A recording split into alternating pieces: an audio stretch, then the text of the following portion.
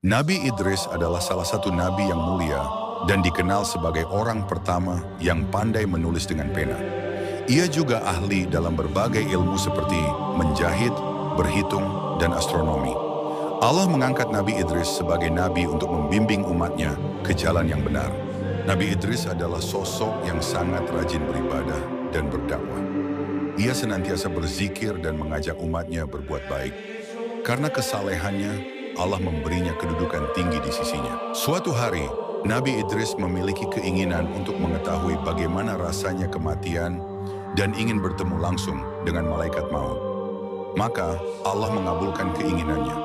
Nabi Idris pun ditemui oleh malaikat Israel, sang pencabut nyawa.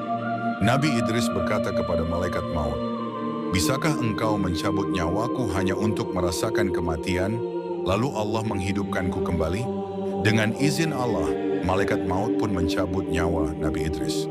Setelah beberapa saat, Nabi Idris dihidupkan kembali.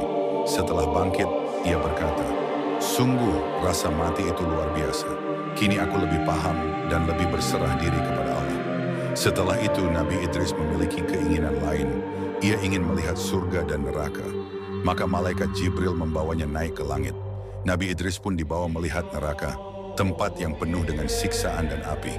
Ia menggigil menyaksikan penderitaan orang-orang yang durhaka. Kemudian ia dibawa melihat surga, tempat penuh cahaya, kenikmatan dan kedamaian.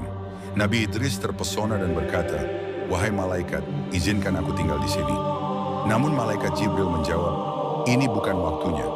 Surga hanya untuk orang yang telah Allah tetapkan masuk ke dalamnya setelah hari kiamat."